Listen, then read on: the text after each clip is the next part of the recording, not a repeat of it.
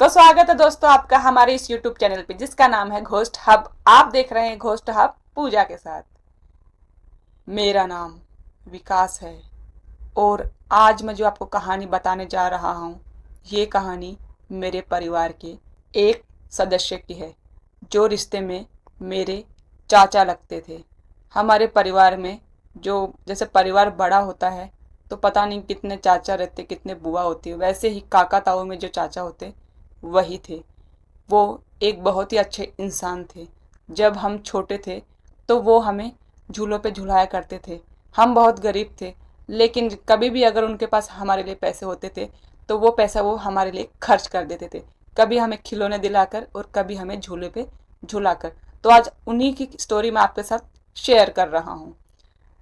तो क्या होता है दोस्तों, वो जो मेरे चाचा थे उनका नाम मुकेश था और वो एक हलवाई थे। हलवाई का मतलब जैसे शादी ब्याह जो होते हैं गाँव में, क्या होता है दोस्तों, जो शादी ब्याह वगैरह होते हैं तो शादी बारात आने के 2-3 दिन पहले ही हलवाई को बुला लिया जाता है, क्योंकि 2-3 दिन पहले कढ़ाई चलती है। कढ़ाई चलने का मतलब है पूड़ी और सब्जी तो शादी वाले दिन ही बनती है, लेकिन जो मिठाइयाँ होती है हमारे गांव में बहुत प्रकार प्रकार की मिठाइयाँ बनाई जाती है। सेव बनाई जाती है, नमकीन बनाई जाती है, भजिया बनाई जाती है। तो जो मिठाइयों का जो प्रोग्राम है वो दोस्तों 2-3 दिन पहले ही किया जाता है और 2-3 दिन रात भर कढ़ाई चलेगी, दिन भर कढ़ाई चलेगी, तब वो मिठाइयों का प्रोग्राम ख़त्म होता है। और अलग अलग प्रकार की मिठाइयाँ हमारे गांव में शादियों में बनाई जाती है और उनको स्टोर करके एक कमरे में रखा जाता है। तो दोस्तों वो उस दिन किसी की शादी में गए हुए थे हलवाई का काम करने के लिए, और उनको वहाँ से लौटते लौटते रात के 12-1 बज चुके थे। सब वहाँ पे कह रहे थे कि अभी रात को मत जाओ, कल चले जाना, सुबह चले जाना, जल्दी उठ के चले जाना। लेकिन पता नहीं क्यों वो वहाँ पे नहीं रुके और वो घर आ रहे थे। घर आ रहे थे तो जैसे वो हलवाई थे तो जो जिनकी शादी में वो गए हुए थे उन्होंने भी उनको कुछ थैली में या फिर पार्सल में उनको कुछ मिठाइयाँ दी थी कि जाइए, आप अब जा रहे हैं तो अपने घर लेते जाइए। तो दोस्तों वो घर वहां से शादी के माहौल से निकले और वो धीरे धीरे धीरे अपने घर पे आ रहे थे। धीरे धीरे चलते चलते आ रहे थे, सुनसान रास्ता था, रात के 12-1 बज चुके थे। वैसे वो किसी से डरते नहीं थे और वो एक बहुत ही अच्छे व्यक्ति थे। तो दोस्तों वो धीरे धीरे धीरे चलते चलते आ रहे थे तो जो उनका घर और बस स्टैंड के बीच में खेत पड़ते हैं, तो वो बस स्टैंड क्रॉस करके वो अपने घर की तरफ खेतों से जा रहे थे। तो वहीं पे दोस्तों एक खड्डा खुदा हुआ था। खड्डा खुदा हुआ था मतलब इतना सा खुदा हुआ था, किसी ने किसी कारण से खोद कर रखा होगा। तो दोस्तों वहां पे खड्डा खुदा हुआ था उस खड्डे में एक आदमी बैठा हुआ था। तो जो मेरे चाचा थे, मुकेश चाचा जो थे, उनको उनसे बिल्कुल डर नहीं लगा और उन्होंने मुकेश चाचा ने जो है उस खड्डे में पड़े आदमी को राम राम बोल दिया आगे से। तो खड्डे में जो पड़ा हुआ इंसान था वो बोला, चल भाग भाग यहाँ से। उन्होंने उनको ऐसा जवाब दिया। तो फिर वो घर पहुंच गए। घर पहुंचने के बाद उन्होंने मिठाई खाई, अपनी माँ से बात करी। कुछ दिनों के बाद मुकेश चाचा अब बीमार रहने लगे थे। बीमार मतलब जब उनको दिखाया जा रहा था तो कुछ भी बीमारी नहीं निकल रही थी, लेकिन उनका पेट दर्द, उल्टियाँ रुक ही नहीं रहे थे।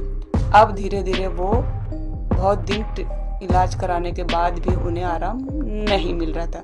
वो एक गरीब घर से ही थे। ऐसा मान लीजिए कि उनका जो घर है, वो 3 भाई थे, उनका घर वही चलाते थे और उनकी माँ भी बहुत अच्छी थी, लेकिन बड़े वही थे तो अपना घर वही चलाते थे। और वो दोस्तों क्या होता है ना, अब उनकी तबीयत धीरे धीरे बिगड़ने लगी थी और वह अब धीरे धीरे उनकी आंखों से दिखना भी धीरे धीरे कम हो रहा था और अब वह सपनों में डरा भी करते थे। जैसे जैसे उन्हें सपने आते थे अब तो वह डरा करते थे और सोने से भी उन्हें डर लगता था। लेकिन नींद किसके काबू में है दोस्तों, नींद के तो कोई काबू नहीं पा सकता। तो वह रात को सोने में भी अब उन्हें डर लग रहा था। अब धीरे धीरे दोस्तों दिन बीतते गए। अब उनकी आंखों से रोशनी ओझल हो चुकी थी, मतलब अब उन्हें कुछ भी दिखाई नहीं देता था। जब भी उन्हें वॉशरूम वगैरह के लिए जाना होता था या फिर टॉयलेट करने के लिए जाना होता तो उनकी शादी नहीं हुई थी तो वो अपनी माँ को ही लेके जाया करते थे और उनकी बेचारी बूढ़ी माँ उनके साथ जाया करती थी। एक दो बार उन्होंने नोटिस किया कि जब वो वॉशरूम वगैरह पे जाते थे, फ्रेश होने के लिए जाते थे, टॉयलेट करने के लिए जाते थे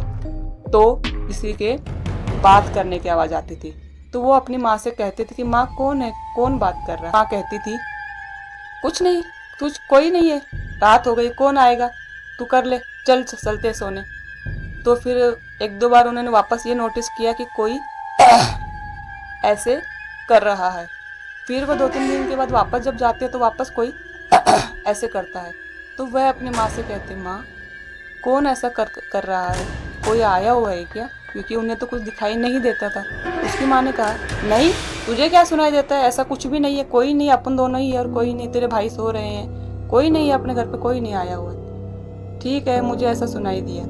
अब धीरे धीरे उनकी तबीयत बिगड़ चुकी थी और वह एक दिन इस संसार को और हम सबको छोड़ के चले जाते हैं। गरीब होने की वजह से या फिर किसी को शक कुछ हुआ ही नहीं और उन्हें कहीं बाहर दिखाया नहीं गया, सिर्फ हॉस्पिटलों के चक्कर ही लगते गए और उन्हें किसी ने भी बाहर नहीं दिखाया। आज वो हमारे बीच इस दुनिया में नहीं है। बाद में किसी गांव में ऐसा खबर फैली थी, गांव में से परिवार जब बात कर रहा था कि जब वो उस दिन मिठाई लेके आ रहे थे तो वही उनको आगे से उस इंसान से बात नहीं करनी चाहिए थी, क्योंकि वो रात बीतने के बाद उन्होंने किसी को बताया होगा कि ऐसे ऐसे मैं रात को आ रहा था और मैंने ऐसे ऐसे बोला और उस आदमी ने बोला चल भाग यहाँ से, हट, ऐसा बोला।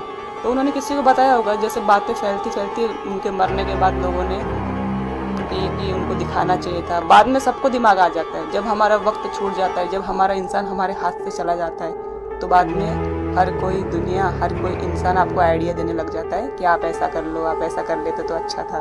तो दोस्तों पहले ही समझदार हो जाइए। अगर दवाइयों से काम नहीं चल रहा है तो दुआ जरूर करवाइए, कहीं ना कहीं अपने इंसान को, कहीं ना कहीं अपने परिवार के जन को दिखाइए।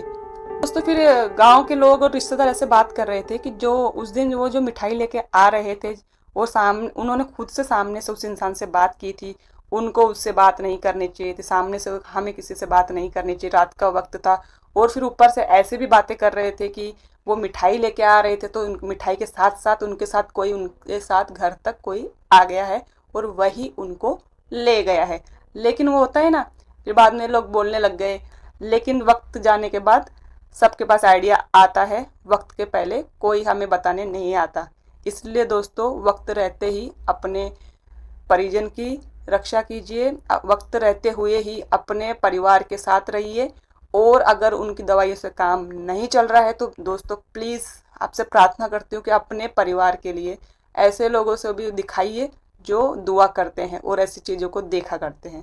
क्योंकि कभी कभी हम बहुत सारे केसेस में हमें पता नहीं चलता है कि ऊपरी चीज़ें हैं और बहुत सारे केसेस में पता चल जाता है। जैसे इस केस में चाचा को तो समझ में आ गया था धीरे धीरे, लेकिन चाचा भी अंधे हो चुके थे, अब उनका दिमाग नहीं चल रहा था तो किसी ने उन्हें बाहर नहीं दिखाया और किसी ने भी ये नोटिस नहीं किया कि जो आवाज़ आ रही है किसकी आ रही है, वो इतना डर रहा है, वो क्यों डर रहा है। उनके जाने के बाद तो पता नहीं लोगों ने कितने आइडिया दे दिए, यहाँ दिखाते तो अच्छा होता, वहाँ दिखाते तो अच्छा होता। तो दोस्तों आप भी अपना ध्यान रखिए और अपने परिवार का ध्यान रखिए। अगर दवाई गोली से आराम नहीं पड़ता तो अपने परिवार को बाहर जरूर दिखाइए जो दुआ करते हैं या फिर जो झाड़ फूक वगैरह करते हैं। जय भोलेनाथ।